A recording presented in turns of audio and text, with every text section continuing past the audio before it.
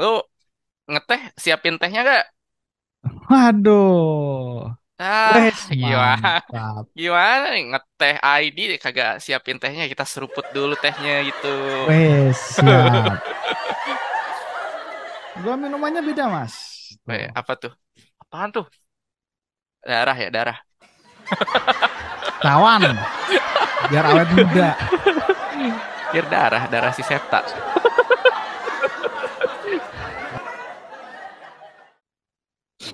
Oke, terima kasih. Selamat datang, selamat malam sama teman-teman yang sudah join di acara ngeteh kali ini. Jadi ngeteh itu salah satu komunitas yang mungkin saya buat sebagai wadah untuk ngerumpi teknologi. Jadi sebenarnya ada ngesek juga, ngerumpi security, ngerumpi dan Buset, security. sek. Ngesek pakai C, tapi untuk Oh, kali ini kita nggak akan bahas terkait dengan security, tapi kita bahas terkait dengan something di dunia IT yang tidak terkait dengan technical. Jadi hmm, malam kali ini itu eh, saya sudah ditemenin oleh salah satu mentor saya di dunia Agile dan Scrum. buset. Berlebihan Mas Dian nih. Ya enggak juga. Jadi dan juga apa namanya? Beliau ini itu adalah mentor saya di dunia fotografi juga. Jadi teman-teman nanti yang pengen belajar fotografi itu bagus juga. Silahkan saja nanti sama Mas Denis. Nah, saya akan intro sekilas terkait Mas Denis dan jadi malam ini acara ini itu bisa terselenggara karena berapa sponsor. Saat ini ada dua sponsor yaitu Ngeteh sendiri, ngeteh.id dan salah satunya juga Domenesia. Jadi Domenesia ini adalah salah satu penyedia layanan web hosting di Indonesia yang lumayan bagus.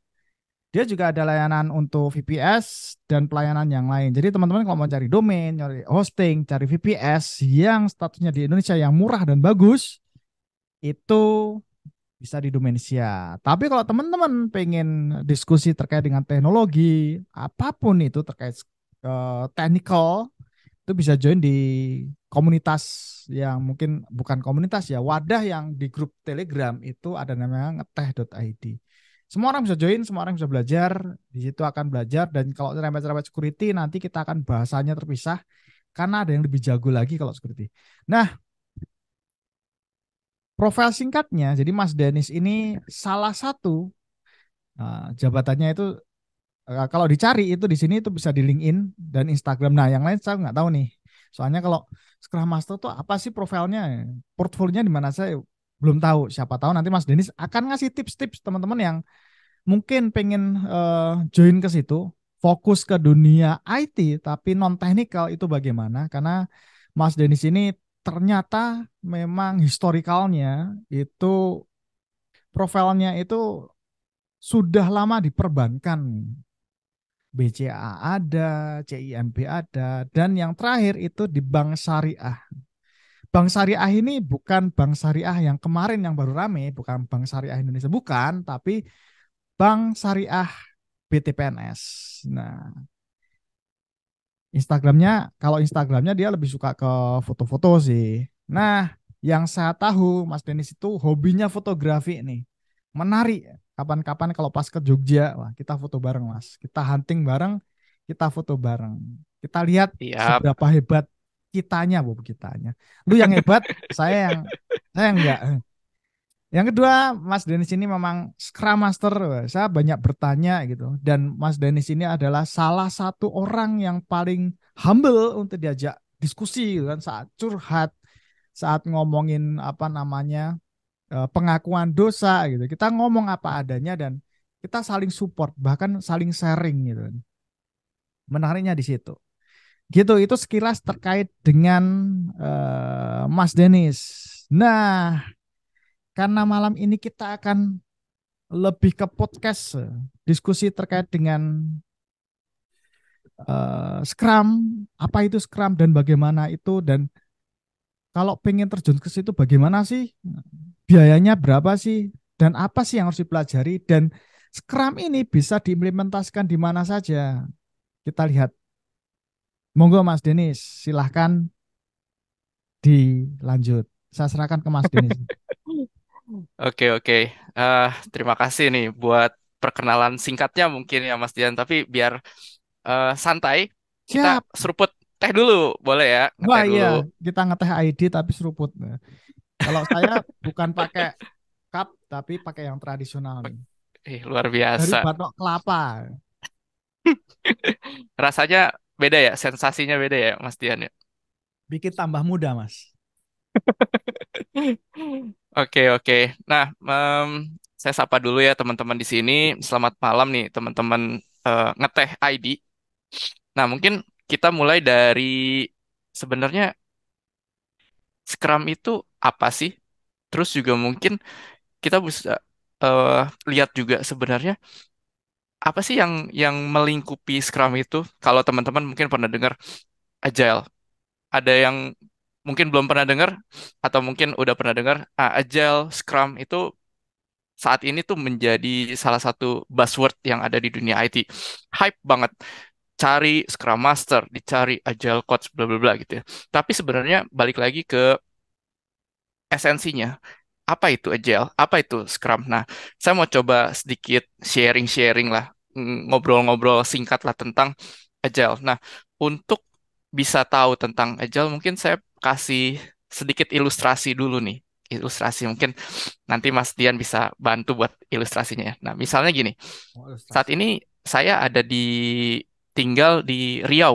Nah, mungkin teman-teman eh, tahu Riau itu kan kepulauan yang sangat indah ya dan terdiri dari banyak pulau-pulau kecil gitu. Dan saya punya banyak teman dan mungkin punya saudara juga di pulau lain dan nggak memungkinkan untuk saya bisa berkunjung dengan berenang. Kalau ya bisa aja mungkin, tapi mungkin saya udah keburu dibawa ombak atau mungkin dimakan sama ikan paus gitu ya. Nah, kemudian saya coba cari cara nih, gimana sih biar saya bisa bepergian ke pulau-pulau lain. Nah, ada dua cara. Mungkin dua, kalau teman-teman aware di dunia IT, ada yang namanya eh, quote unquote traditional way dan satu lagi new way of working. Kalau di traditional way, kita bisa coba bayangin dulu, kita akan melakukan namanya planning. Kita akan coba planning nih. Planningnya kayak gimana sih, teman-teman? Planningnya yang detail banget, yang menyeluruh. Semua dokumentasi harus dimasukin. Mau bikin apa nih? Mau bikin satu moda transportasi laut yang mungkin bisa membawa saya ke seberang pulau.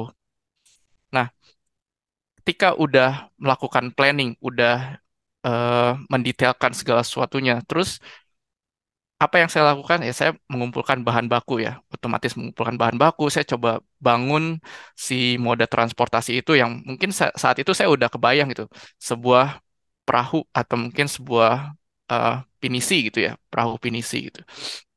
Nah, ketika selesai melakukan planning, selesai melakukan development atau building si perahu tersebut, kemudian saya melakukan testing di traditional way itu. Otomatis kita udah bikin sesuatu, udah kita planning, nah kita coba tes berhasil nggak sih menurut teman-teman, menurut Mas Dian nih, berhasil Hmm. nggak sih saya mencapai tujuan untuk bisa ke pulau-pulau lain dengan si perahu itu? Eh, potensinya bisa, potensinya enggak. Nah, mungkin bisa di-share dikit nih. Kok nggak bisa, Mas Dian? Ya, karena kan apa ya? Kalau kita buat something yang baru gitu ya, kadang kan Hmm, kita harus apalagi mungkin ada uji coba, tapi kan uji coba kan harus hmm, ada di lapangan gitu kan. hmm. Sedangkan di lapangan itu tuh nggak seindah di impian gitu kadang. Jadi kadang ya, ya bener kan Iya, tiba-tiba betul, betul, betul, betul, betul. ada badai gitu kan, tiba-tiba ada hiu gitu, tiba-tiba ada Hmm, megalodon gitu kan kita nggak tahu. iya. Ya seperti itu sih. Jadi ya mungkin karena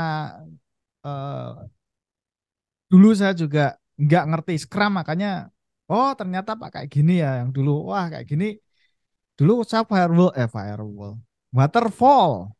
Saya dulu waterfall. Nah, gitu sih Mas kalau dari saya sih. Oke, agree. Gue agree sama Mas Dian ya. Bisa jadi, bisa enggak. Bisa Mm-mm, tercapai, mungkin bisa juga, oh enggak tercapai nih. Atau mungkin eh, tiba-tiba si moda transportasi itu tenggelam di tengah jalan. Kita juga nggak tahu gitu. Nah, apa sih yang bikin tadi mungkin dalam tanda kutip, aduh, failed nih, atau mungkin gagal nih. Tadi Mas Dian sempat nyebutin satu kata yang cukup bagus menurut saya. Itu bukan satu kata berarti. Kita nggak tahu sebenarnya di real life itu seperti mm, apa. Kita betul, nggak ada yang aware, nggak ada yang tahu besok kayak gimana sih keadaan dunia gitu.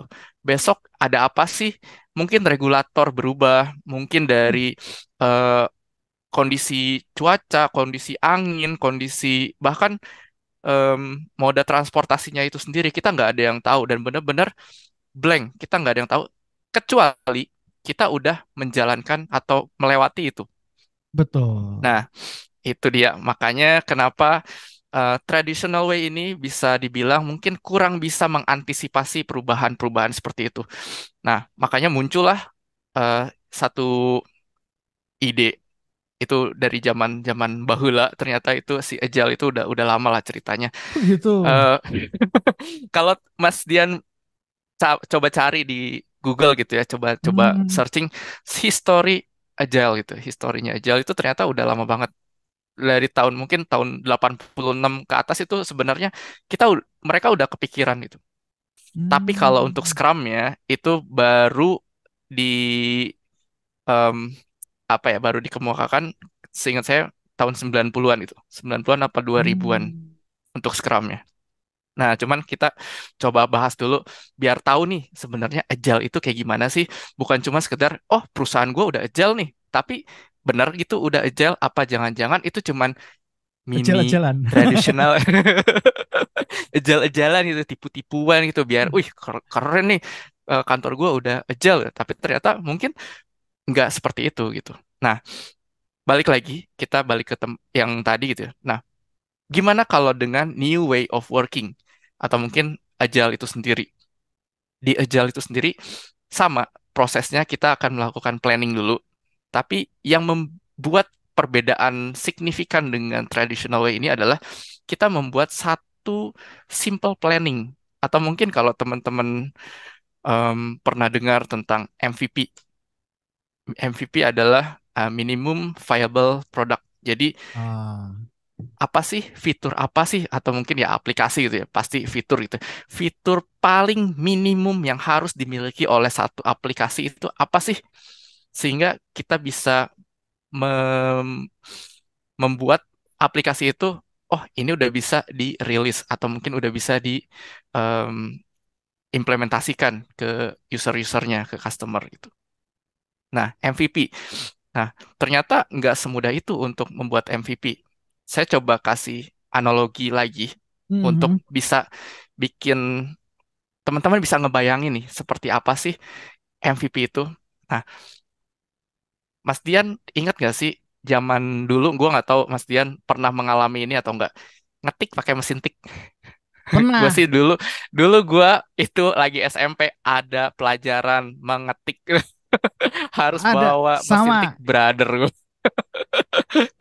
Nah, Ah, itu em, itu adalah mungkin salah satu event yang memorable buat saya karena saya harus belajar mengetik ditutup matanya dan harus bisa ngetik. Nah, cuman apa sih hubungan atau mungkin analogi yang saya mau ceritain? Sebenarnya ketika kita pertama kali lihat aplikasi untuk menggantikan si mesin tik itu, ada yang pernah dengar, pasti pernah dengar Microsoft Word. Nah, ya, mungkin lagi pas di awal-awal si Microsoft Word itu dibuat, apa sih yang mungkin menjadi minimum fiturnya atau mungkin fitur yang paling minimum yang harus dimiliki oleh Microsoft Word. Mungkin Mas Dian bisa bantu nggak nih? Apa sih yang harus dimiliki kalau gue mau bikin Microsoft Word gitu dulu awal-awal? Ya mungkin virtual paper sih yang paling gampang. Virtual paper luar biasa, betul sekali. Virtual paper otomatis karena kita mau gantiin, kita harus bisa Ya, apa? Harus bisa ngetik, terus tik. harus bisa nampilin kata-katanya, huruf-hurufnya, bisa gitu ya, Mas Dian ya. Oke, Betul, betul, habis betul. itu kira-kira apa lagi, Mas Dian? Apa ya? Ngeprint cetak goalnya kan sebenarnya Cakep. menggantikan mengetik dengan something yang langsung direct, yang kalau misalkan salah itu tarik dan buang, itu dengan Hmm, digital dulu, soft hmm, dulu, nanti bisa diperbaiki, kalau sudah final baru dicetak, dan hasilnya mungkin eh, ya istilahnya goalnya sama lah. Intinya betul. ada something kertas yang ada tintanya, yang istilahnya apa ya? Ada tinta yang ada di atas kertas yang bisa dibaca. Goalnya cuma itu Hmm, sebetulnya. Bener nggak? betul. Ih, cakep, Mas Dian. Jadi kita kalau Microsoft Word Hmm, secara apa ya? Secara frankly speaking, hmm. kita cuman butuh bisa ngetik sama bisa ngeprint. That's it. Sebenarnya yang lain lah, Betul, betul, ya, betul yang juga. lain-lain tuh kayak misalnya harus bisa apa sih sekarang bisa search gitu. Ya itu Ya, sekarang jadi satu fitur yang sangat membantu gitu. Page layout juga mungkin heeh, ada betul. bisa insert insert gambar gitu. Itu kan fitur-fitur mungkin yang gue bisa bilang kosmetik lah, tapi esensinya dari Microsoft Word sebagai pengganti dari mesin tik itu adalah kita bisa punya satu em, Word manipulasi gitu, Word untuk Hmm, manipulasi yang kita bisa tampilin, kita bisa keluarin dan kita bisa cetak. menarik. Ada Jadi satu itu fitur, adalah ada satu fitur apa? Mas yang sangat jarang dipakai oleh user, tapi itu menarik. Oke, apa Versioning tuh? sebenarnya. Versioning di Oh Microsoft Word iya itu iya iya. ada, dan itu bisa multi gitu. Jadi kayak misalkan kita kalau di yang lama gitu kan ngetik gitu kan, Hmm, kalau mau ada revisi kan mesin ketiknya harus dibawa atau dikeluarkan dulu terus direvisi. hmm, Ternyata ada fitur itu yang versioning dan revisi, misalkan oh ini salah, nanti ada yang verifikasi gitu. Menariknya di situ. hmm. Gitu sih Mas. Iya, itu juga itu kalau gua nggak pernah pakai sih. Jujur aja, gua pakainya. Ini gue pakainya Save As, Mas Dian. Revisi satu, revisi dua, old, old, old, new, updated. Wah, Gue Mas Denis biasanya harus pakai. harus nyoba itu. Itu ada Iya, historikalnya Mas iya. Denis dan itu menarik. Nanti coba gua inilah, boleh bisa nih di nextnya lagi mungkin ada sharing-sharing tentang Siap. Microsoft gitu. Ya itu Nah, mungkin kita, dasar. hmm. Ya, silakan Adis, lanjut. Kita fokus ke situ. Siap. Oke, kita balik lagi ya. Tadi kita udah tahu nih, teman-teman udah aware tentang simple planning dan apa yang kita hasilkan adalah sebuah MVP, minimum viable product itu sendiri. Nah, setelah itu prosesnya apa lagi? Otomatis sama juga dengan yang di traditional way, ya kita build, kita develop apa yang kita udah planningkan, yang udah kita coba eh, apa rencanakan, kita build, kemudian kita lakukan testing sama juga dengan yang di tradisional itu.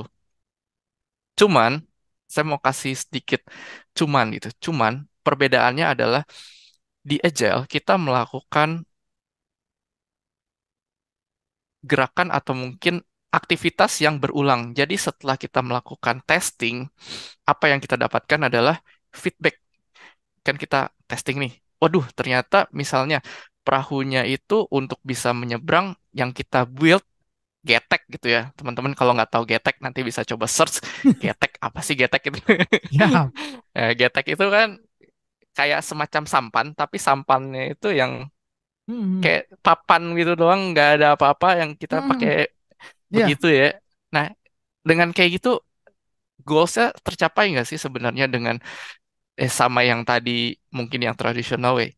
Bisa tercapai, mungkin juga bisa enggak. Nah, Hmm, ketika kita melakukan testing, yang kita dapatkan adalah feedback. Nah, feedbacknya itulah yang menjadi poin sangat penting untuk next pengembangannya. Mungkin dari minimum viable produknya itu mungkin berubah lagi dari yang awalnya getek, mungkin di planning lagi. Aduh, capek nih kalau pakai beginian itu mungkin hmm, ditambah jadi ada layarnya. Terus juga mungkin wah celananya basah nih kalau kemana-mana pakai getek gitu. Mungkin ditambahin cekungan kayak gitu ya teman-teman ya. Dan selalu berulang setelah kita melakukan planning, cari MVP-nya apa, apa yang mau yang jadi goals dari planningnya kita build dan kita lakukan testing ulang lagi, dan terus seperti itu berulang. Dan itu yang menjadi eh, pembeda atau mungkin eh, perbedaan antara agile dengan traditional way ya. Gua nggak mau nyebut waterfall karena kalau gue nggak mau teman-teman tercampur atau mungkin punya persepsi yang salah. Wah, waterfall kalau gitu jelek dong kalau gitu. Nggak, nggak jelek. Tapi em, setiap setiap apa way atau setiap em, metode itu Mm. punya plus dan punya minusnya Ya, betul. Betul, betul. gitu. Nah, itu mungkin yang sedikit tentang agile. Oke, kalau gitu sebenarnya agile itu apa sih? Kan pasti banyak yang nanya ya. Ih, Mm. agile itu kalau gitu, oh kayak gitu ya. Eh, Bikin kecil-kecil, terus nantinya kita testing, kita planning. Nah, sebenarnya agile itu lebih luas lagi, Mas Dian. Kalau saya boleh share, itu Mm. di eh, internet itu ada satu satu apa ya satu mm, artikel, mungkin bukan artikel, teman-teman bisa cari juga Agile Onion. Nah, kalau Mas Dian bisa bantu cari, nanti bisa di-share juga, ada yang namanya Agile Onion. Nah, Siap. Agile Onion itu apa sih? Coba Kalau mau bisa sharing sesuatu boleh loh, Mas. Sambil searching bentar. nggak apa-apa. Wih. Tapi yang download dimatikan dulu. Aduh, benar benar benar. Agile Onion. Apa sih Agile Onion itu? Nih, eh, eh, ini cara share gimana, Mas Dian? Kok jadi begini? Bisa sharing kok sebenarnya. Udah jadi Sebentar. co-host itu harus bisa. Share screen. Nah, Oke, share. Udah kelihatan belum? nah sudah. Cakep ya? Wah, cakep. Agile Onion ternyata bawang nih. Oke, jadi teman-teman nih, Agile itu kalau bisa di breakdown itu terdiri dari 5 lapisan. Pertama itu adalah mindset. Nah, kalau teman-teman lihat mindset Hmm. itu di sebelah sini ya, less visible, more powerful. Kita nggak bisa lihat namanya mindset, pola pikir gitu ya teman-teman. Hmm. Kalau bahasa Indonesianya, bodoh-bodohnya ya, kita berpikir eh, secara agile. Dan ternyata agile itu ya adalah sebuah mindset gitu ya. Nah, masuk ke bawahnya, dari mindset tersebut dibagi menjadi 4 values. Nah, nanti mungkin kalau kita masih ada waktu, kita akan bahas values-values apa aja sih yang ada di Agile. Kemudian dari 4 values itu di breakdown lagi menjadi 12 principles. Nanti ada principles-principlesnya, dan kita juga bisa cari juga di situ kalau masih ada waktu ya. Nah, masuk ke bawahnya lagi, dari 12 principles itu terdiri dari banyak sekali practices. Dan surprise mungkin practices itu adalah salah satunya Scrum. Nanti akan kita bahas mungkin di sini. Practices. Jadi salah satu em, exercise dari Agile itu adalah Scrum. Ada apa lagi? Ada banyak banget. Ada, mungkin teman-teman pernah dengar Kanban, atau mungkin pernah dengar namanya Extreme Programming, atau Ya. mungkin Lean, atau banyak banget. Kalau kita mau breakdown lebih dalam lagi, practices di Agile itu ada banyak banget. Tapi yang sekarang jadi buzzword, yang hype banget, Scrum. Semua di mana-mana Scrum. Dan dari practices-practices ini di breakdown lagi menjadi banyak sekali tools and processes. Mungkin dari gimana caranya melakukan Scrum itu sendiri, tools apa yang dipakai, dan sempat ada pembahasan juga, ngobrol-ngobrol singkat sama Mas Dian. Sebenarnya kalau di Scrum itu toolsnya apa aja sih? Nah, mungkin nanti kita bisa bahas nih di sini. Nah, cuman yang jadi not penting untuk teman-teman, makin ke bawah, more visible, makin terlihat, tapi less powerful. Kenapa jadi less powerful? Ah, mungkin Mas Dian bisa bantu jawab nggak nih? Kok makin bawah nih, makin kelihatan orang biasanya kalau lihat, wih, makin oke nih. Tapi ternyata kalau di Agile makin visible, makin kelihatan tuh, makin gak powerful ternyata. Apa ya? Malah saya nggak tahu ya Mas, itu terlalu teoritis ya menurut saya. Terlalu iya, cakep banget, bener. Ini semua di sini, teman-teman, saya mau ingetin, ini purely teori. Purely teori. Karena ketika kita udah di dunia kerja atau mungkin di dunia nyata, eh, mindset mindset ini akan beradaptasi dengan sendirinya dan bagaimana kita bisa membawakan si mindsetnya, values-nya, principle-nya, practices-nya, tools and process-nya ke dunia nyata itu kita sendiri yang akan adaptasi. Nah, untuk menjawab yang tadi, kenapa sih makin kelihatan itu ternyata nggak terlalu powerful, tapi malah yang nggak kelihatan, kayak contohnya mindset atau values itu malah lebih powerful. Ada yang bilang kayak gini, ah dia udah lakuin Scrum nih, wih berarti udah agile, cakep, keren gitu ya. Setiap hari ada lakuin daily, setiap hari daily. Udah gitu, mungkin di akhir hari juga ada check out gitu ya. Udah pagi-pagi check in, terus sore-sorenya check out, terus setiap kali sprint kita planning, lakuin eh, review, retrospektif segala macam. Tapi ternyata itu cuman sekedar practices aja. Nggak ada, nggak ada. Gue punya jiwa agile, gue nggak punya visi agile. Jadi kayak semacam robot ketika disuruh misalnya ini eh ini siapa nih yang mau ngambil, misalnya gue punya backlog A gitu, atau misalnya gue punya fitur A gitu, siapa nih yang mau ngambil, kagak ada yang mau ngambil. Kenapa nggak ada yang mau ngambil? Karena nggak punya mindset untuk agile itu, untuk move toward learning organization ini nggak ada. Makanya kenapa makin ke atas makin nggak kelihatan kalau kita punya mindset yang bagus, kita punya mindset agile, itu sangat powerful sekali. Apa yang bisa kelihatan? Kita bisa makin transparan, kita punya inisiatif yang bagus, ownership yang bagus, dan banyak hal-hal positif yang bisa kita kasih atau kita bisa berikan untuk nggak cuman organisasi, tapi untuk diri kita sendiri. Kenapa kayak gitu? Karena yang namanya agile, ini saya mau sharing sedikit, agile itu nggak cuman bisa diimplementasikan untuk kerjaan aja, tapi ternyata bisa kita implementasikan juga untuk keluarga sehari-hari. Misalnya kita mau punya istri gitu ya, misalnya punya istri ya. Kalau nggak Waduh. punya ya mungkin ya mungkin pacar lah atau orang tua lah gitulah. Nah, terus kita mau bikin em, sesuatu atau misalnya kita mau planning sesuatu dan kita nggak punya mindset itu sendiri dan itu akan menyulitkan masing-masing pihak gitu. Hmm. Nah, mungkin sampai sini nih. Em, ada dari teman-teman yang mau kasih pertanyaan dulu atau mungkin dari Mas Dian yang mau kasih pertanyaan dulu sebelum gue lanjut ke nextnya. Ah, belum sih kalau saya nanti mungkin apa ya? Mungkin ada teman-teman yang tanya nggak? Kalau enggak mungkin kita bisa lanjut dulu sih Mas sambil jalan. Nanti kalau Boleh, misalkan boleh, ada yang boleh. mau nanya bisa di raise hand gitu ya. Jadi Ya, atau chat biar nggak dulu terlalu gitu ya. boleh silahkan. Jadi kita agak santai nih diskusinya. Karena ini Oke. agak lebih ke manajemen, memanage something lah, bukan terkait dengan coding dan technical yang harus Hmm, hmm. ngomong sama apa ya, robot ya.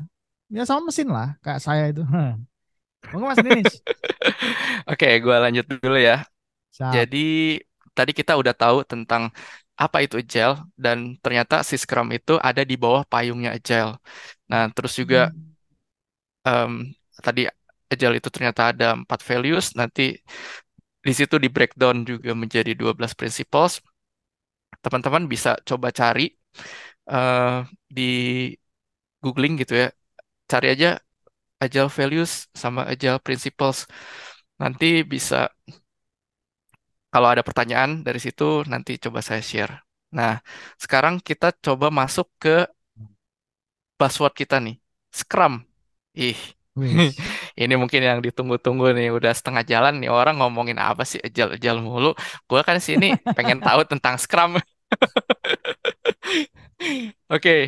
Nah, kalau teman-teman masih kayak, ih, apa sih Scrum itu? Singkatnya nih, singkatnya. Scrum itu sebenarnya adalah sebuah framework atau bahasa Indonesianya ya kerangka kerja gitu. Dan kerangka kerja Hmm. itu bisa kita implementasikan atau bisa kita adaptasikan ke banyak sekali eh, apa persoalan atau mungkin pekerjaan. Kalau tadi pertanyaan dari Mas Dian mungkin salah satunya, kapan sih kita mungkin bisa pakai Scrum? Kapan atau kita pakai yang si tradisional itu? Gue bisa jawab nih. Sebenarnya ketika kita mau pakai Scrum adalah waktu kita menghadapi sebuah persoalan yang kompleks. Nah, kalau ditanya persoalan yang kompleks apa sih? Gue taunya kompleks rumah nih, klaster. Lagi Nah, mas. aduh. Ya, ternyata kalau kita cari tahu atau kita coba breakdown gitu ya, sebenarnya persoalan yang kompleks itu adalah sebuah kondisi atau sebuah eh, keadaan ketika banyak sekali parameter-parameter yang saling berkaitan. Misalnya kayak tadi, eh, ketika kita mau buka apa, buka atau bikin aplikasi baru, atau mungkin yang tadi lah, yang bikin perahu gitu ya, bikin Ah, perahu. Itu kenapa saya bisa bilang hal yang kompleks karena untuk punya perahu sebenarnya kita pasti ada regulasinya, ada yang nggak cuman tiba-tiba gue mau bikin getek gitu ya. Kalau kita lihat lagi ke ininya ada peraturan-peraturan yang mungkin terkait dengan keselamatan, misalnya nah, harus ada vestnya atau mungkin harus ada apanya dan banyak sekali bukan cuman regulator, mungkin tentang kondisi cuacanya, tentang apa yang kayu yang harus kita pakai, apa mau pakai kayu atau mau pakai besi, terus juga dari apa, dari sisi budgetnya, punya nggak sih kita budgetnya. Jadi banyak sekali parameter-parameter yang berkaitan dan itu menjadikan kondisi itu kompleks. Nah, apa lawan dari kompleks? Ya, lawan dari kompleks, simple. Problem apa yang simple? Contohnya nih, kalau Mas Dian nih, Mas Dian, mhm. gue kasih problem yang simple. Mas Dian tiba-tiba handphonenya low bat. Apa sih yang Mas Dian lakuin? Yang jelas nggak ganti baterai sih, atau ganti HP gitu kan. Ya tinggal colok aja ke listrik, Iya recharge betul, lagi. tinggal kita cas lagi kan. Itu Ya. satu hal yang benar-benar simple gitu ya. Tapi kalau udah berkaitan dengan satu hal yang kompleks, kita nggak bisa kayak, oh ya udah kita lakuin A B C, nggak bisa. Kita harus lakuin coba. Kita harus coba kayak tadi. Oh kita cobain dulu nih. Kita bikin MVP-nya, terus kita eh, develop. Habis kita develop, kita testing, cobain dulu berhasil nggak sih, boleh nggak sih kayak gitu. Makanya gue bisa bilang Scrum itu cocok sekali kalau di kondisi atau persoalan yang kompleks. Nah, Oke, oke. siap, siap. Semoga sedikit banyak ini ya dapat pencerahan, bukan tambah, lu gue tambah bingung dah. Oke, kita lanjut ke pertanyaan. Nah, ini ada pertanyaan dari Mas Mas Dian nih. Sebenarnya apa sih yang dimaksud dengan sprint dalam Agile Scrum? Nah, terus gimana cara kerja dari Scrum itu sendiri? Kalau teman-teman penasaran dengan cara kerja dari Scrum, coba gua cari di Google Scrum Framework. Nah, teman-teman pasti bakal dapat juga Scrum Framework. Kita lihat di, nah ini kayaknya cukup bisa kasih. em, gambaran yang cukup jelas untuk framework Scrum. Oke, saya share ya. Siap. Share screen. Udah kelihatan belum? Kelihatan, Mas. Wah, ini ya menarik sekali. Nah, jadi teman-teman, Scrum itu framework yang sangat besar dan saya boleh bilang cukup kompleks. Nah, tapi mudah untuk kita aplikasikan. Nah, kalau sebelum kita masuk situ, sebenarnya di Scrum siapa aja sih roles-nya atau ada apa aja sih yang mungkin jadi kayak semacam hmm, apa ya? Roles itu usernya, usernya ada apa aja sih? Ada tiga, teman-teman. Pertama itu ada product owner, kemudian yang kedua ada Scrum Master, kemudian yang ketiga di sini mungkin nggak kelihatan, di sini ada namanya developers ya teman-teman. Jadi berdasarkan Scrum Guide yang baru itu nggak sih di yang lama pun cuman ada tiga, cuman berubah menjadi accountability atau tanggung jawab. Nah, product owner itu apa? Product owner, product owner itu adalah orang yang punya tanggung jawab dengan produk yang ingin dia build atau yang ingin dia capai. Apa apa itu sih sebenarnya tanggung jawab bla bla bla gitu ya segala macam, nanti saya coba jelasin di belakang. Nah, kemudian yang kedua ada Scrum Master. Scrum Master itu role-nya adalah dia bertugas untuk mengimplementasikan atau memastikan apa yang framework Scrum itu sudah diimplementasikan dengan tepat atau sesuai dengan Scrum Guide. Kemudian yang ketiga ada developers. Nah, developers ini cukup unik. Kenapa saya bilang cukup unik? Karena ternyata developers itu bukan cuman tukang ngoding. Kalau di Scrum itu bukan cuma tukang coding, tapi semua orang yang punya skill set yang spesifik atau gue bisa bilang spesialis, developers, QA, apalagi technical writer, apalagi IT security, apalagi Hmm. banyak banget. Jadi BA-nya atau mungkin sampai eh gue nggak tahu banyak banget performance tester atau apalah itulah. Nah, itu masuk ke dalam developers, teman-teman. Nah, Hmm. jadi ada tiga roles di dalam Scrum. Nah, setelah kita tahu roles-nya apa aja, nah terus di dalam Scrum itu sendiri ada apa sih ini kok jadi kayak muter begini ya? Kita breakdown dari product owner. Nah, tadi saya coba jelasin product owner itu adalah orang yang eh, bertanggung jawab untuk produk yang ingin dia deliver. Nah, dari product owner, dia balik lagi ke yang agile, dia akan coba cari atau dia akan coba definisikan MVP yang ingin dicapai. Jadi, misalnya kayak tadi kita yang gampang deh, words gitu ya. Nah, MVP apa aja sih? Gue pengen bisa manipulasi huruf, gue pengen bisa eh, ngeprint, gue pengen bisa nge-save. Nah, itu. Nah, dia akan bikin sebuah user story. Nah, user story itulah yang dia kumpulin di sini. Jadi dari ide-idenya si product owner itu dia akan kumpulin dan muncullah si user story. Nah, setelah muncul user story, kita akan breakdown lagi. Untuk bikin misalnya tadi gue pengen bisa manipulasi huruf, apa aja sih yang butuh gue lakuin?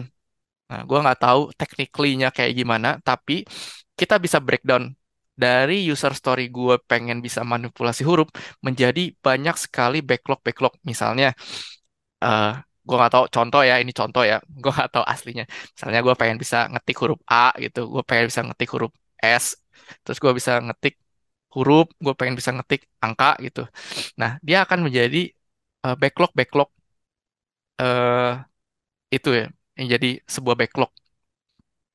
Nah, sudah menjadi backlog, kita masuk ke planning. Nah, planning itu kapan sih dilakukan?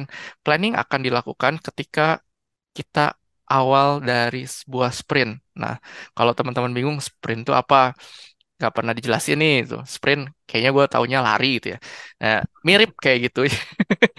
Jadi sprint itu adalah sebuah time box atau periode waktu, bisa dari eh, 2 minggu sampai 4 minggu. Dan apa yang akan dilakukan dalam waktu itu, nah ini semua nih, planning, implementasi, ini review, introspek, retrospektif, dan nanti hasilnya menjadi definition of done. Nah, ketika kita mulai sprint, kita planning dulu nih, apa aja sih yang mau kita capai. Nah, kita bakal tanya dulu dari product owner, scrum master, bareng sama developer, kita kumpul bareng-bareng nih. PO itu product owner, goals kita apa nih di sprint kali ini gitu ya. Oh, gue pengen bisa ngetik huruf, gue pengen bisa ngetik angka, udah itu doang gitu. Nah, berarti ditariklah backlog-backlog itu. Oke, ini satu, ini dua gitu. Nah, ketika kita, oh oke, gue udah tahu goalsnya, gue udah punya sprint backlognya gitu. Nah, berlanjut ke implementasi. Implementasinya apa? Implementasinya kenapa di sini 24 hours? Karena kita akan melakukan yang namanya daily. Dan daily itu otomatis 1 hari ya, teman-teman. Nah, cuman balik lagi, ini jangan dilihat, aduh, berarti gue harus kerja 24 jam gitu. Ya, enggak juga gitu. Tapi, eh, basically yang kita anggap kita anggap daily, ya namanya juga daily, yaitu 24 jam gitu. Nah, di sini berulang berulang setiap hari sampai sampai kapan? Sampai akhir dari sprint. Nah, akhir dari sprint itu keputusan dari siapa? Keputusan dari bersama. Mau 2 minggu, mau 3 minggu, mau 4 minggu. Mungkin teman-teman bingung. Hmm, kok cuma 4 minggu ya? Emang gue bisa deliver apa dengan 4 minggu gitu ya? Gue dulu pakai traditional way, gue butuh waktu 6 bulan untuk deliver gitu. Ah, ini cuma 4 minggu. Wih, lu ngadi-ngadi lu, gila lu mau kerja rodi apa kita ya? Enggak gitu. Kenapa kita bagi menjadi sprint kecil-kecil? Untuk tujuannya adalah untuk meminimalisir resiko.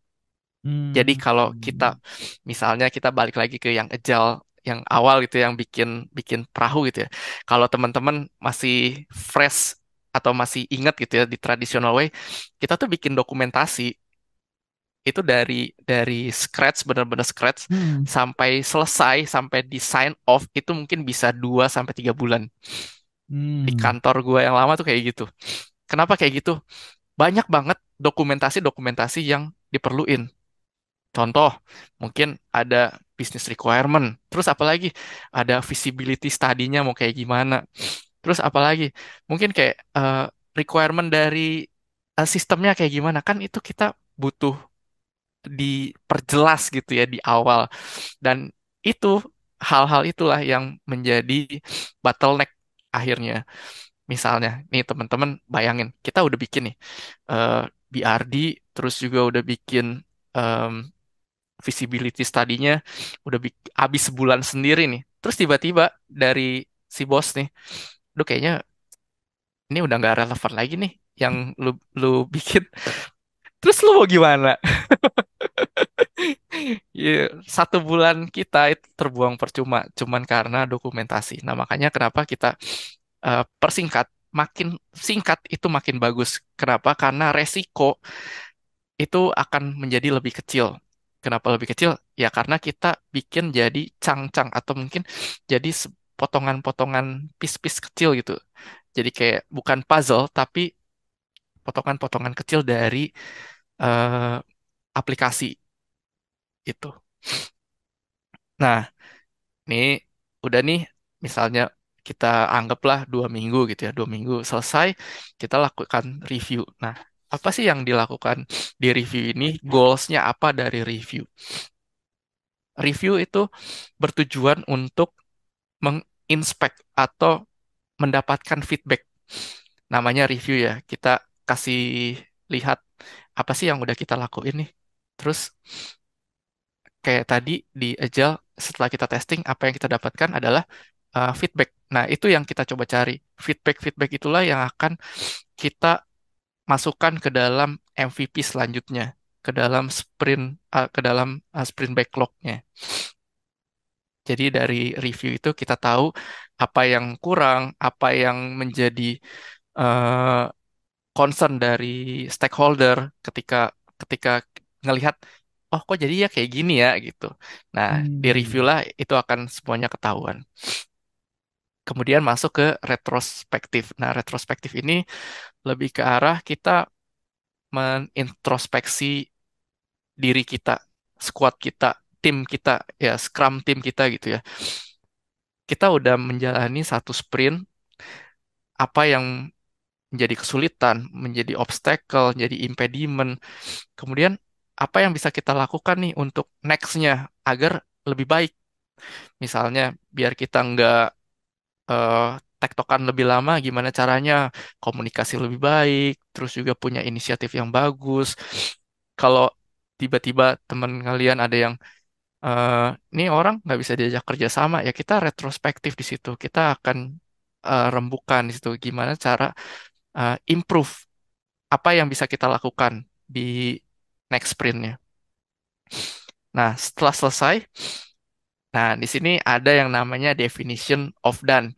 Kalau teman-teman eh, bingung gitu ya, ih dari tadi nggak pernah disinggung-singgung nih definition of done. Sebenarnya apa sih definition of done? Dari gue bodoh-bodohannya aja nih ya, bodoh-bodohannya. Namanya definition of done ya. Definisi sudah selesai. Jadi otomatis, jadi otomatis apa yang kita deliver, kategori apa aja sih yang oke, ini produk ini sudah selesai. Nah, mungkin Mas Dian bisa bantu nggak Mas Dian? Apa sih yang mungkin jadi definition of done atau mungkin oke, yang gampang ya software kita udah beres nih, udah siap di deploy atau diimplementasi, udah siap lah di execute gitu. Ya. Apa aja nih misalnya? Em, apa ya? Mungkin sudah bisa berjalan dengan fiturnya udah jalan sih dan bisa digunakan sih. Yang paling paling simple sih itu gitu sih. Nah, mungkin saya mungkin anggap ini terkait dengan flow-nya Mas Denis nih. Kalau tadi kan Hmm, kita ngomongin getek ya. Tapi kalau hmm, misalkan tadi kan Mas Denis juga sampaikan bahwa ada namanya review dari stakeholder gitu. Kita hmm, ngomong yang paling gampang, paling sederhana gitu. Kita buat namanya landing page misalkan. Paling hmm, gampang aja. Landing page kan intinya kan ada menu, ada konten sama ini. ya, Udah di planning di sprint masukin sprint backlog, fitur-fiturnya apa aja itu kan sederhana sebenarnya. Istilahnya hmm, dari the book semuanya itu kan paling utamanya kan itu. Nah, hmm, diplaningkan apa aja yang dikerjakan, oh, pembuatan menu, pembuatan ini warna segala macam gitu kan. Udah diplaningkan, baru implementasi, dikerjakan lah, dipasang siapa yang desain, siapa ini gitu kan. Terus direview. Nah, review ini adalah feedback dari si apa namanya teman-teman yang stakeholder. stakeholder lah ibaratnya. Nah, Hmm, di situ akan kasih feedback, oh warnanya ini terlalu terang lah, menunya harus di sebelah sini lah misalkan, atau menunya harus lebih besar lah. Itu kan minum dulu Mas Dian, nah, santai. Ngeteh feedback-feedback dulu, yang tadi gua mungkin ngeteh ngeteh dulu. lain kali saya bawa teh deh, karena ngeteh ya. Eh, Itu yang ibaratnya ada yang mungkin reviewnya udah oke nih, setuju gitu kan. Itu bisa di hmm, case close yang istilahnya masuk definition of done. Tapi ada juga yang tadi feedback yang istilahnya nanti akan jadi sprint backlog selanjutnya kayak gitu. Kalau nggak salah seperti itu sih. Itu gambaran hmm, yang mungkin agak teknikal yang mungkin teman-teman bisa jadi gambaran untuk pengembangan hardware. Oh, apakah landing page ini bisa di apa rilis? Ya bisa, tapi kan ada versioningnya, istilahnya beta, alpha segala macam ya nggak langsung ke produksi yang itu, tapi kan itu yang jadi gambaran kenapa ini bisa dirilis. Menurut saya sih seperti itu sih Mas ini, secara gambaran hmm. teknis ya, gitu. Oke, eh gua kasih contoh juga secara teknikal gitu ya, Mas Dian ya. Siap, Sebenarnya definition of done itu kayak gimana sih contohnya gitu kalau teman-teman bingung. boleh. Nah, tadi benar ya yang Mas Dian bilang feedbacknya dari stakeholder itu, tapi itu bukan termasuk ke dalam definition of done. Itu akan Ya, masuk ke sprint backlog selanjutnya. Nah, Betul. yang menjadi definition of done adalah contoh nih, kita udah bikin aplikasi yang tadi ya Microsoft Word gitu ya. Mhm. Microsoft Word kita udah bikin, terus kita planningnya bisa manipulasi huruf, kita lakuin daily satu misalnya 2 minggu, kita review, kita selesai nih, udah selesai, udah jadi, dikasih unjuk ke stakeholder dan teman-temannya gitu ya. Nah, ketika kita masuk ke definition of done, apa aja sih yang menjadi kriteria sebuah aplikasi itu bisa dirilis? Nah, kalau gue boleh share, mungkin teman-teman aware yang namanya performance test, Ah, terus juga betul. dokumentasinya udah lengkap nih, udah udah udah oke, udah nggak ada yang ketinggalan. Terus secara testing dari teman-teman QA udah dilakukan. Ya, percuma kita punya aplikasi tapi nggak dites, ya itu nggak masuk definition of done. Nah, yang masuk definition of done-nya adalah ini udah dites nih, udah selesai secara testingnya, dokumentasi udah beres, semua hal yang diperlukan dilakukan untuk melakukan rilis itu termasuk ke dalam definition of done gitu. Dan itu contoh dari aplikasi ya teman-teman ya. Nah, kalau di eh, tempat lain, misalnya, gua kan nggak di IT, bisa nggak sih gue pakai Scrum gitu ya? Ya bisa aja gitu teman-temannya. Terus definition of done-nya jadi kayak gimana? Misalnya kita bikin sebuah produk produk perbankan gitu ya. Ya kalau kita bikin sebuah produk perbankan, apa sih yang menjadi definition of done? Otomatis yang pertama ya kita butuh ada juknis, petunjuk teknis gitu ya. Gimana gue bisa menjalankan prosedurnya kayak gimana, SOP. Nah, berarti butuh SOP. Udah ada belum SOP-nya? Lu bikin produk kayak gini. Nah, itu masuk ke dalam definition of done. Jadi, ketika kita rilis atau kita implementasikan produk kita di lapangan, di teman-teman user atau di grassroots, itu mereka nggak bingung lagi. Dan ya, mereka tinggal lihat, oh, SOP-nya kayak gini, juknisnya kayak gini, dan mereka bisa jalan gitu. Makanya kenapa penting sekali definition of done, karena ketika kita melakukan sprint, yang diharapkan sebenarnya adalah kita bisa merilis si produk kita. Cuman balik lagi, ini adalah state yang ideal ya teman-teman, karena kita hidup di dunia yang gak ideal. Ya, banyak yang mungkin kita bisa tweak sedikit, kita bisa tuning sedikit agar bisa disesuaikan dengan keadaan dari tempat kita bekerja atau mungkin eh, si implementasi Scrum itu sendiri gitu. Nah, itu Mantap. eh cukup panjang ini tentang Scrum Framework. Iya. Jadi dari tadi teman-teman udah gue sedikit sum up, udah tahu nih, Agile itu ternyata mindset loh, bukan banyak yang bilang metodologi gitu ya. Ya sebenarnya metodologinya ya di frameworknya ini, di si Scrum-nya ini sebenarnya. Nah, dari penjelasan Scrum juga teman-teman udah tahu nih, ada roles-roles di dalam Scrum. Ada 3, Product Owner, Scrum Master, Developers, dan event-event yang ada di dalam Scrum. Ada planning, ada daily, review, dan retrospektif gitu. Oke, menarik sekali Mas Denis. Ini sudah ada pertanyaan mungkin tadi pernah dibahas ya, langsung tanya aja Mas Denis, langsung dijawab aja Boleh? ya. Ini dari Ya. waduh, waduhnya pakai Waduh, alay. waduh, waduh. Apa Izin nih? bertanya Mas, Nah, seperti apa karakteristik kompleksitas project yang cocok untuk menggunakan agile? Nah, hmm, ini pertanyaan bagus nih.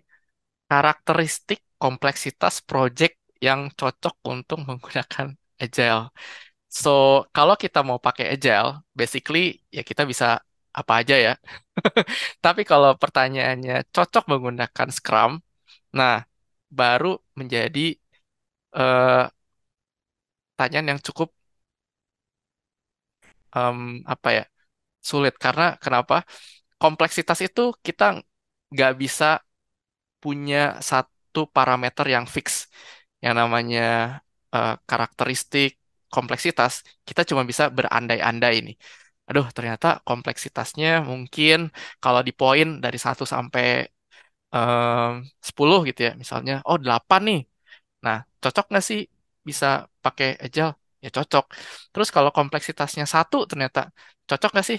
Ya cocok, ya bisa-bisa aja. Kenapa? Ya karena Scrum itu memang dikhususkan untuk eh, keadaan yang kompleks atau kondisi yang kompleks.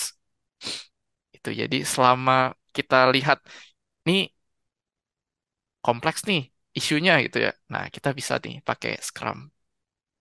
Gitu ya, Hmm, Mas. oke. Siapa tadi? Waduh. Waduh. Jadi kalau misalkan cuman Hello World gitu memang belum begitu ini ya Mas Denis ya. Belum mungkin belum cocok ya. Kalau misalkan aplikasi yang ibaratnya ke depannya apa ya? Besar gitu yang akan menghandle semua titik misalkan Hmm, dari financing, dari membership dan segala macam mungkin itu salah satu yang cocok untuk mengimplementasikan agile-nya gitu ya. iya, betul sekali. Nah, ini ada pertanyaan lagi Mas dari Mas Wani. Sapa dulu dong. Teman lama Halo nih Mas Mas. Wani. Halo, halo, Apa kabar halo. lu Mas Wani? Apa kabar? Apa kabar? Alhamdulillah. Iya, Hari ini saya berprestasi. iya, luar biasa, Apa luar biasa. pertanyaannya Mas Wani?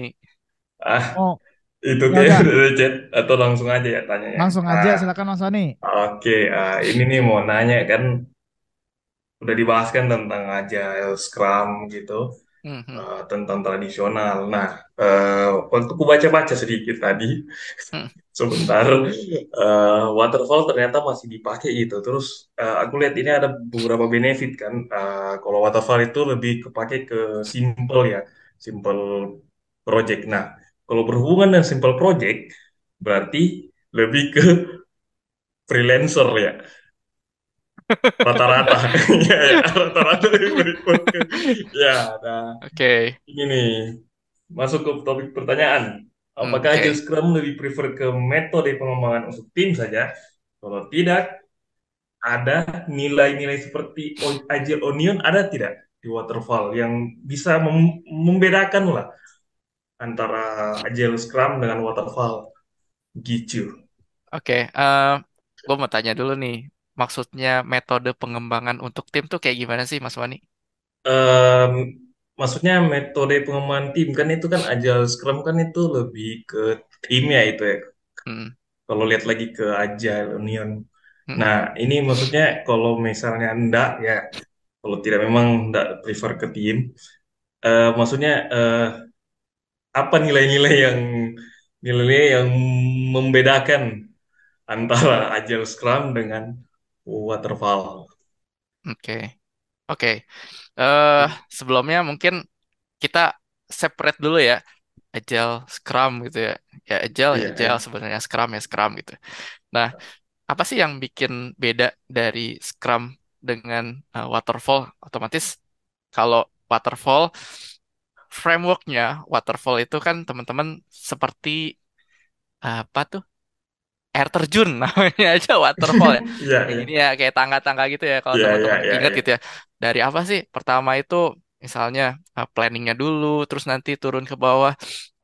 Setelah selesai lakukan itu develop, terus nanti ada testing, terus nanti ada apa lagi. Nah, namanya juga waterfall. Kita tuh air terjun itu nggak bisa nggak bisa untuk balik lagi ke awal gitu.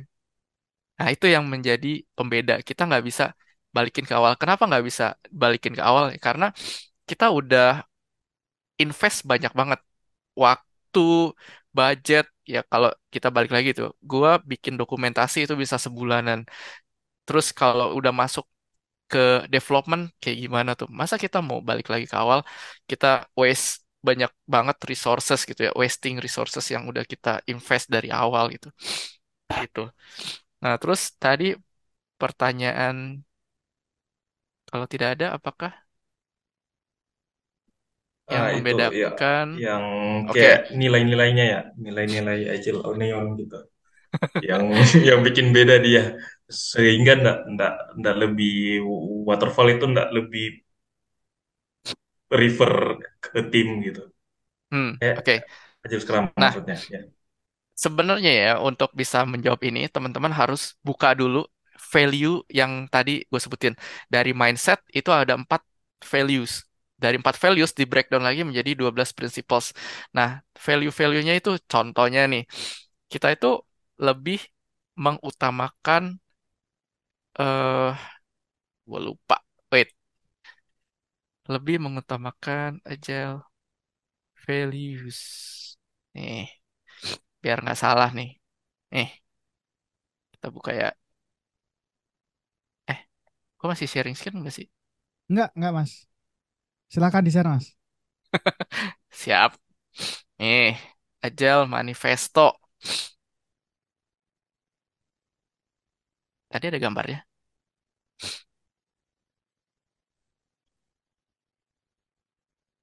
Nah, jadi ada 4 values nih, teman-teman, di dalam Agile. Nah, yang sebelah kiri itu kita lebih, gue bisa bilang kita lebih appreciate atau kita lebih utamakan yang sebelah kiri dibanding yang sebelah kanan. Bukan berarti yang sebelah kanan itu nggak penting, tapi kita akan lebih eh, hargai atau kita lebih lebih utamakan yang sebelah kiri. Pertama, individuals and interaction over processes and tools. Kenapa sih kita lebih mengutamakan individual and interaction? Ya, karena di dalam, kalau teman-teman pada dengar Scrum itu atau Agile itu memanusiakan manusia gitu ya. Ceritanya gitu. Kalau Ya. pernah dengar gitu. Ya makanya kenapa kita lebih mengutamakan individual ya, karena kita pengen teman-teman itu merasa nyaman ketika bekerja. Apa sih yang teman-teman bisa merasa nyaman itu ya? Ya dengan individual and interaction itu kita berinteraksi, kita juga sering-sering ngobrol dengan tanda kutip yang ini ya, tentang mungkin nggak cuman pekerjaan aja, tapi juga mungkin tentang uh, gimana sih lu punya concern apa atau lu ada isu apa nih. Nah, makanya kita lebih mengutamakan yang sebelah kiri. Kemudian yang kedua ada working software dibanding comprehensive documentation. Nah, ini gue langsung tanya aja nih. Mungkin nggak cuman working software gitu ya. Sekarang gue ganti deh working product, karena mungkin kita nggak akan kerja di bidang IT melulu gitu ya si Scrum ini. Working product. Kenapa working product lebih bagus daripada lebih kita utamakan? Gue langsung tanya ke Mas Mas Wani deh. Mas Wani, lu kalau punya satu aplikasi tapi nggak jalan, tapi dokumentasi Iya, lu iya. lengkap banget itu. Ih, Iya, iya. kayak udah kayak buku Buku buat oh, buku buat skripsi, TA itu skripsi. tugas Ya akhir, iya, skripsi ya. skripsi itu. Iya, iya, Ya, iya. apa yang bisa lu kasih? Value apa yang bisa lu kasih dari comprehensive documentation lu? Nggak ada, nothing itu. Ya, makanya kenapa si working product itu kita lebih appreciate. Kita punya produk yang bisa kasih value ke stakeholder, ke user-user kita, ke customer kita. Itu kita lebih appreciate. Kemudian customer collaboration over contract negotiation. Customer collaboration itu kolaborasi sama siapa? Ya sama kita. Kita berkolaborasi, kita dapetin feedback dari mereka. Apa sih yang sebenarnya sekarang jadi eh, kebutuhan dari customer? Nah, masuk ke kita itu yang menjadi feedback itu dibanding contract negotiation ya. Penting nggak contract negotiation? Ya penting juga, tapi kita lebih appreciate si customer collaboration. Dan ini yang keempat mungkin yang paling penting menurut saya, responding to change over following a plan.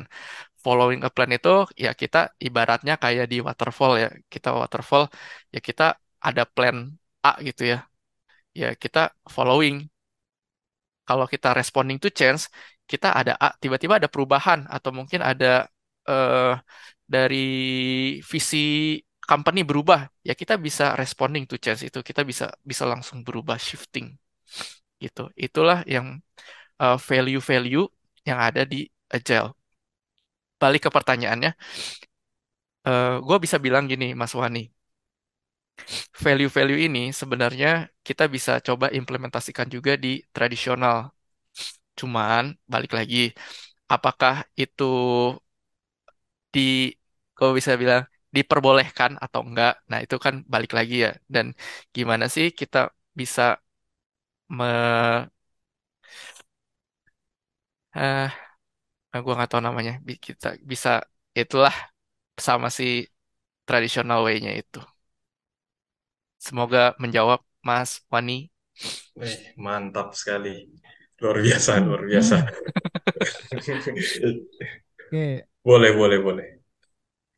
terima Oke, kasih Mas Wani. Ini ada thank you pertanyaan nih Mas lanjutan Wani. Mas Denis nih. Mau Boleh. tanya, untuk paradigma Kanban dan Scrum itu apa ya? Wes, ini mulai agak Wih, ngerempet-rempet yang Kanban dan ini Scrum ini. udah mulai jauh nih. Udah mulai panas ini, mulai hangat nih. Terus, apakah keduanya memiliki kesamaan dan beda?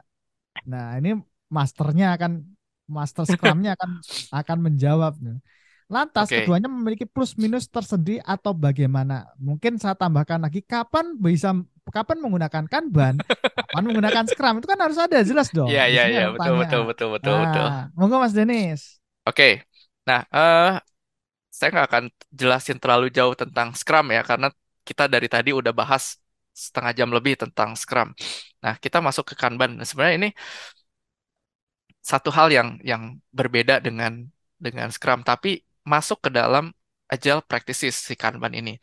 Nah, gue coba langsung kasih aja ilustrasinya. Jadi mungkin semoga dari ilustrasi ini atau dari analogi ini teman-teman bisa langsung kebayang nih kapan gua harus pakai si Scrum, kapan gua harus pakai si Kanban. Nah, gue pakai ilustrasi di Kanban ya. Jadi kalau di Kanban itu teman-teman kayak eh, gimana sih si ininya prosesnya? Kalau teman-teman ngeh tadi yang di eh, mana sih? Nah ini. Nah, gue masih share gak? Masih share ya? Masih Kelihatan gak? Nah, yang ini. kelihatan. Nah, sprint sprint backlog ini kapan ketika kita lakukan planning dan diimplementasi di daily ini konsepnya itu adalah kita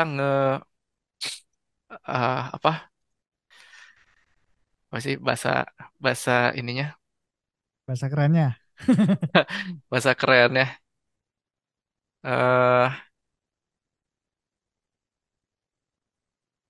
aduh gue jadi blank sebentar, kita ngepul apa tuh ngepul, narik Ah, menarik. narik ya, jadi kita narik nih, jadi gini konsepnya nih, kalau Scrum kita udah punya nih list-list backlog ya. Nah, ketika kita di daily pagi ini, gua mau ngerjain yang ini, gue tarik nih, tarik. Nah, kalau di Kanban, gue buka ini. Eh, eh gue buka Paint kelihatan nggak? Enggak, new tab aja Oke. Mas. New tab kelihatan kok. New tab bisa buka drawing nggak? Oh, nggak tahu. Gue ada ini nih, gue ada siapin nih. Nah, kelihatan nggak? Wes, siap. Kelihatan, kelihatan. Oke. Nah, ini kalau kalau Kanban ya, kalau Kanban nih, kan kita pasti ada eh, anggaplah si kotak-kotak ini adalah backlog. Backlog satu,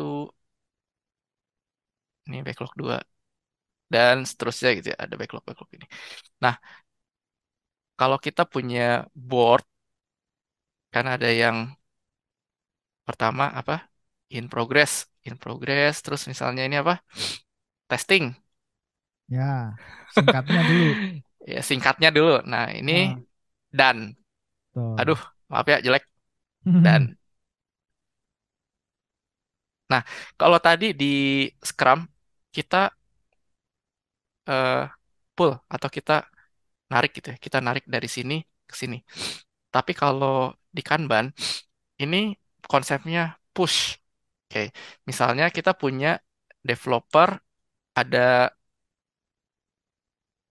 misalnya dua developer, satu tester, sama dannya udah nggak ada. Nah, kalau di Kanban, kita push nih.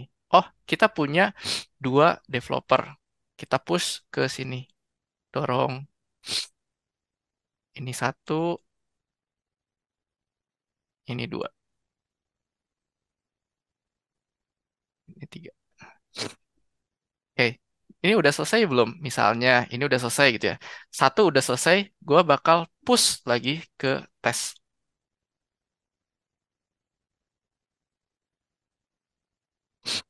Oke, sekarang kondisinya gue yang kedua, backlog kedua ini udah selesai. Bisa nggak kita push ke tes? Bisa? Pertanyaannya. Nggak tahu. Bisa mungkin? Oke, di Kanban nggak bisa. Oh, nggak Kenapa? bisa. Nggak bisa. Kenapa? Karena kita lihat resources yang kita punya di tester itu cuma ada satu. I see. Nah, kapan kita bisa masukin? Ketika ini udah done, udah masuk sini. Nah, si dua ini, nah ini baru bisa nih sini. Jadi Oke. istilahnya kita push dari sini kita kita push. Oke. Nah, kapan kapan sih kita lakuin atau kita pakai si Kanban board ini atau si Kanban si para apa sih si framework Kanban ini? Kalau teman-teman eh, pernah ke ini nggak ke BCA? Waduh, sebut merek ini. Aduh salah ya. Ya nggak usah BCA lah. Ke customer service manapun lah, customer service manapun. Cinta lama bersemi kembali ya.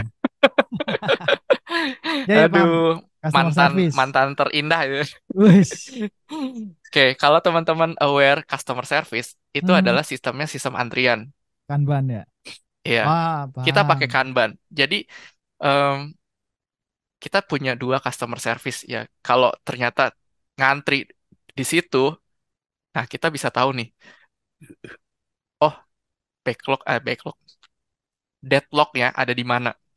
Dan biasanya kita pakai Kanban itu kita biar bisa tahu juga nih secara resources itu optimalnya kayak gimana. Misalnya kita punya eh, dua customer service, terus punya dua mekanik gitu ya, punya dua mekanik. Apakah ternyata misalnya di mekaniknya itu deadlock lama banget di sini. Dari sini sebenarnya udah selesai, udah bisa di push, tapi di sininya nggak bisa terima. Nah, berarti dari sisi manajemen atau mungkin dari sisi eh, manajernya kita bisa lihat, oh kayaknya gue butuh tambahan manpower. Nah, berapa banyak?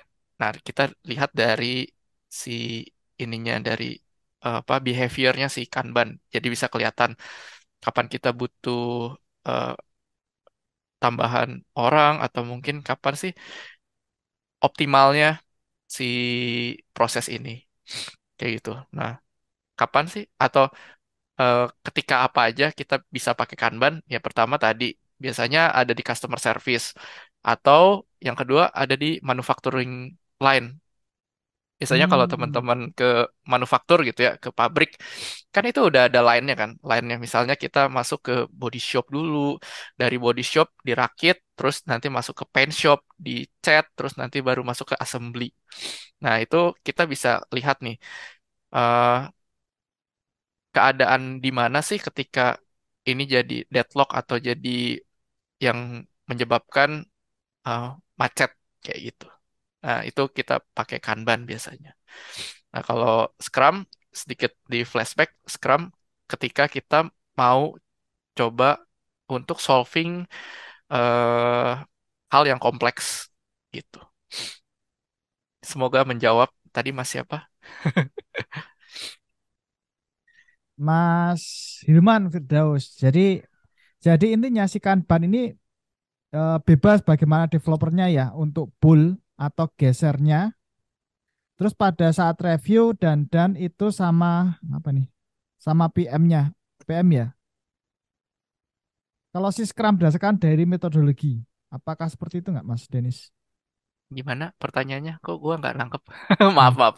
Gimana? Jadi jadi intinya, intinya si, eh, si Kanban itu bebas bagaimana developernya ya untuk pull atau gesernya. ya Betul, Tergantung resource yang available tentunya. betul. Terus pada saat review dan itu sama PM. Gitu bukan sih? PM tuh maksudnya project manager atau apa nih? Mungkin.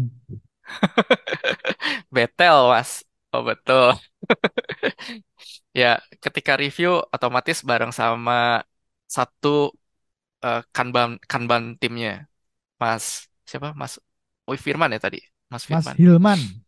Oh, Hilman. Oke. Hilman Firdaus. Ya, jadi bareng-bareng sama misalnya ada Kanban masternya, terus sama anak-anaknya, Scrum tim, sama Kanban timnya kayak gitu. Gitu. Oke, mungkin agak sedikit menjawab ya. Nanti mungkin bisa dilanjut kalau misalkan butuh next episode. Wah, kita diskusi lebih lanjut. Menarik sekali gitu. Mungkin Mas Iya, Denis kita ada ngeteh mungkin yang lagi. mau, wes, kita ngeteh lagi. Gitu. Jangan semuanya dihabisin, kasihan. Oh Ini iya juga iya benar-benar benar. bukan apa-apa sih Mas. 1 jam itu adalah satu masa-masa itu sudah masa-masa kritis kita menimba ilmu atau nangkap Iya ilmu iya. atau sharing itu udah nanti udah mulai masa bosen sebenarnya.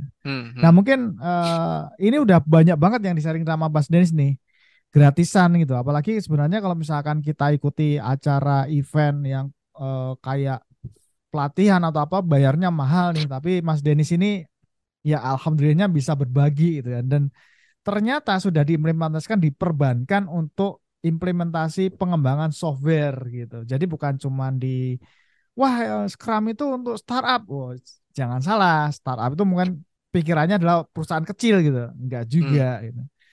Nah, mungkin itu Mas Denis ada tambahan lagi yang mau di-sharingkan ke teman-teman kah? Oke, ya sedikit sharing aja. Jadi di tempat saya kerja itu kita udah mulai penetrasi ke tim bisnis. Jadi Scrum itu nggak hanya di tempatnya IT, tapi di tempatnya produk, di tempatnya risk, finance, dan bahkan HR itu kita udah mulai Mantap. penetrasi si Agile itu. Jadi bisa dipakai dimanapun. Gitu. Oke, mungkin satu pertanyaan terakhir sebelum kita tutup kalau ada.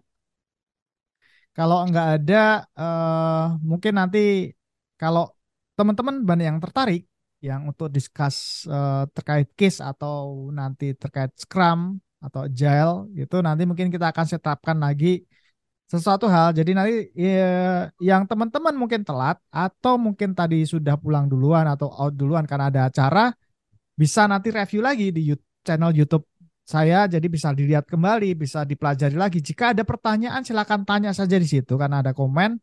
Dan kalau memang ada banyak yang perlu dibahas, wah, kita akan set lagi dengan salah satu master Scrum kita yang baik hati dan tidak sombong, untuk berbagi lagi. Oke, Boleh, mungkin boleh. kita kasih applause dulu ya ke Mas Denis ya. Alhamdulillah kita bisa sharing. Terima kasih banyak.